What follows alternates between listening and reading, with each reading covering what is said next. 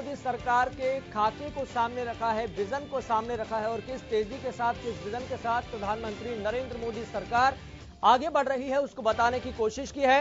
और इस संबोधन के साथ ही आज बजट सत्र का आगाज हो गया है, शुरुआत हो गई है और राष्ट्रपति रामनाथ कोविंद ने कई बातों का जिक्र किया। उन्होंने कहा कि नरेंद्र मोदी सरकार देश के बेहतर विकास के लिए, उन्नति के लिए लगातार काम कर रही है। तो उन्होंने संबोधित करते हुए कहा कि देश के उन लाखों स्वाधीनता सेनानियों को नमन करता हूं जिन्होंने अपने कर्तव्यों को सर्वोच्च प्राथमिकता दी और भारत को उसके अधिकार दिलाए।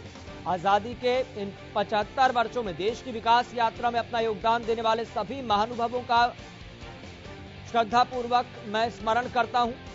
इसके साथ ही उन्होंने कहा कि सरकार और नागरिकों के बीच यह परस्पर विश्वास, समन्वय और सहयोग लोकतंत्र की ताकत का अभूतपूर्व उदाहरण है। इसके साथ ही राष्ट्रपति रामनाथ कोविंद ने वैक्सीनेशन को लेकर भी कई डेटा शेयर किए। उन्होंने कहा कि हमने 1 साल से भी कम समय में 150 करोड़ से ज्यादा वैक्सीन लगाने का रिकॉर्ड कायम किया है और इस अभियान की सफलता ने नागरिकों को ऐसा सुरक्षा कवच दिया है जिससे उनकी सुरक्षा बढ़ी है और उनका मनोबल भी बढ़ा है। देश में 70% से ज्यादा लोग 1 डोज ले चुके हैं। ये बात कही राष्ट्रपति रामनाथ कोविंद ने। उन्होंने कहा कि इसी महीने वैक्सीन प्रोग्राम में 15 वर्ष से ज्यादा के किशोर किशोरियों को भी वैक्सीन दी जा रही है, प्रिकॉशन डोज भी दी जा रही है और अभी 8 वैक्सीन देश में दी जा रही है।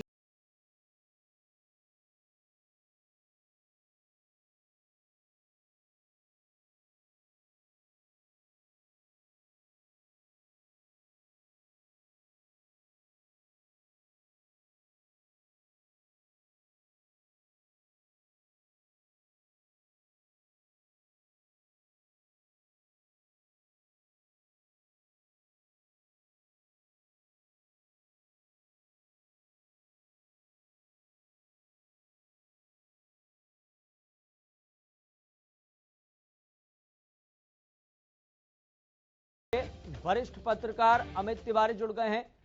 अमित तिवारी जी, आपका बहुत बहुत शुक्रिया समय देने के लिए हरियाणा न्यूज को।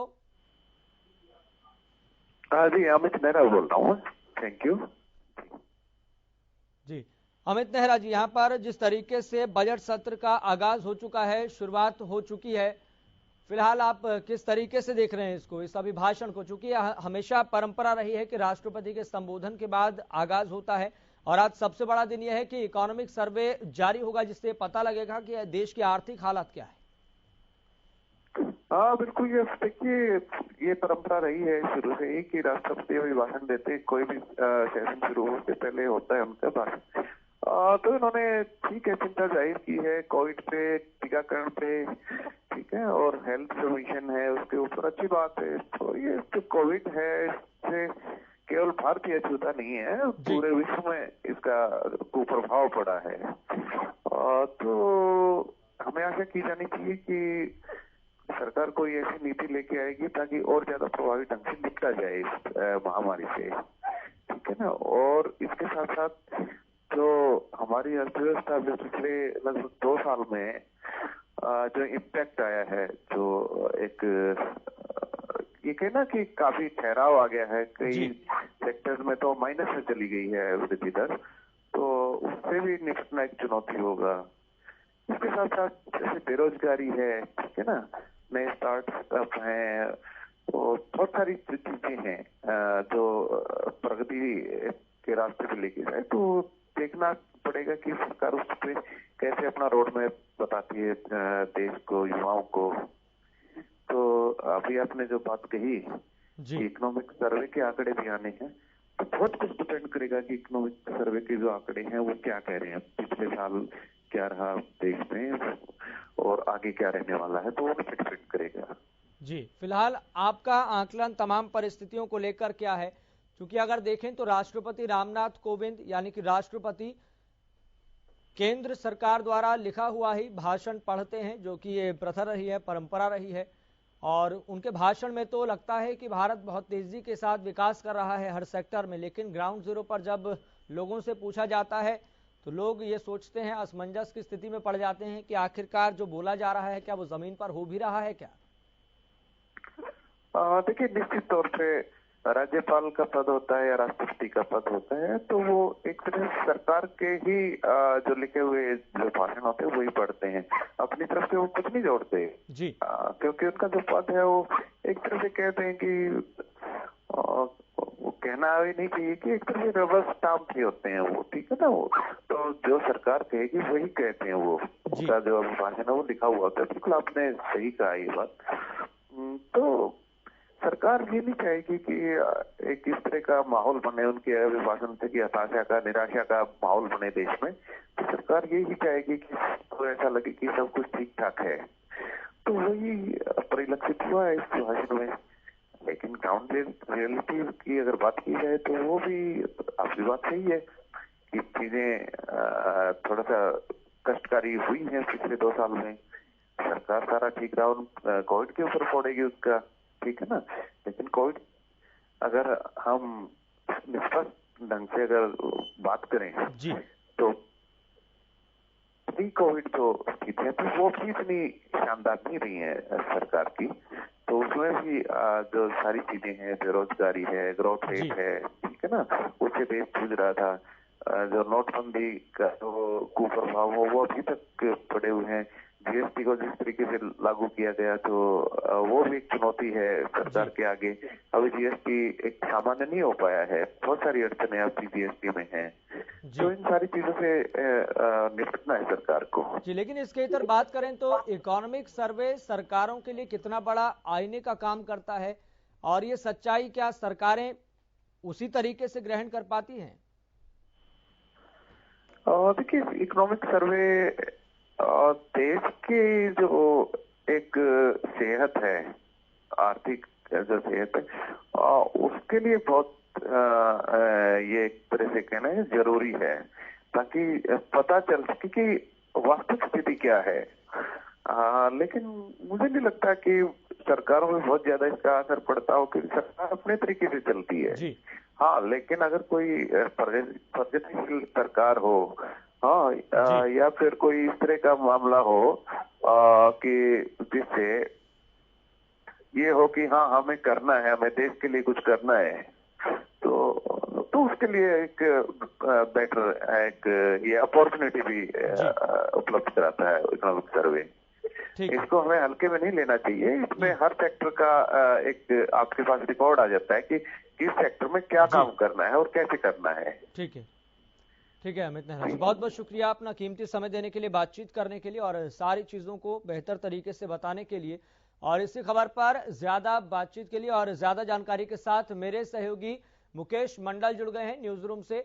मुकेश मंडल, ये जिस तरीके से हमेशा देखा जाता है कि बजट सत्र से पहले राष्ट्रपति रामनाथ कोविंद संबोधित करते हैं, अपने संबोधन में उन्होंने कई बातों का जिक्र किया और एक विजन सामने रखने की कोशिश की है कि नरेंद्र मोदी सरकार का आगामी विजन क्या है और ये सरकार पहले क्या कर चुकी है, कितना बेहतर है। राष्ट्रपति रामनाथ कोविंद के कुछ जो मुख्य अंश रहे जिन पर उन्होंने फोकस किया, क्या क्या उन्होंने कहा। और आज खास दिन इसलिए भी है चूंकि इकोनॉमिक सर्वे आज पेश होने वाला है, आर्थिक हालत देश की पता लगेगी कि आर्थिक हालत क्या है, जो अनुमान है क्या उसके हिसाब से चल रहे हैं या फिर नहीं चल रहे हैं।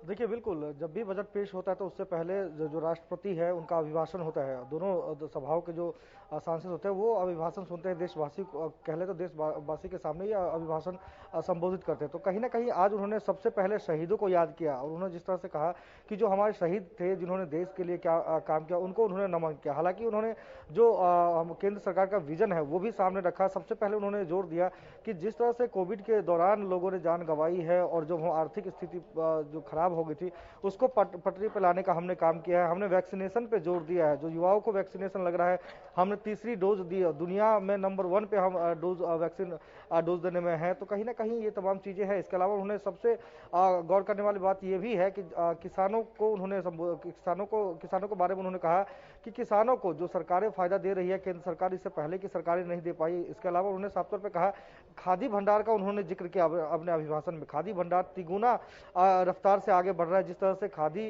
की चीजें बात करें, जो स्वदेशी उत्पाद है जो पीछे रह गया था, उसको लाने का कहीं ना कहीं जो केंद्र सरकार है उसने काम किया। इसके अलावा उन्होंने साफ तौर पर कहा कि जो 3 से 4 लाख तक का लोन है, जो सूक्ष्म लघु उद्योग कह सकते हैं, जो नए लोग हैं, जो युवा है, जो इस दौर में आना चाहते हैं, जो अपना व्यवसाय शुरू करना चाहते हैं, उसके लिए प्रधानमंत्री ने 3 से 4 लाख रुपए का लोन दिया, जो भी ब्याज मुक्त होगा, तो उस पर भी जोर दिया गया। उसके अलावा उन्होंने साफ तौर पे कहा कि तारीफ की है, बल्कि जो अब दिल्ली मुंबई एक्सप्रेस वे का उद्घाटन होने वाला है, इसके अलावा उन्होंने जेवर एयरपोर्ट का जिक्र किया। तमाम चीजें जो प्रधानमंत्री ने, जो केंद्र सरकार ने देश को दिया है, तमाम उन चीजों पे गौर किया गया। खास तौर पे बात करें तो सबसे बड़ी चुनौती जो है, उन्होंने भी जिक्र किया राष्ट्रपति ने, कि कोविड के समय में किस तरह से देश की प्रगति जो है उसको ठीक करना, आर्थिक स्थिति जो है उसको ठीक करना, और इसके लिए उन्होंने जिक्र करते हुए कहा कि केंद्र सरकार हर संभव प्रयास कर रही है।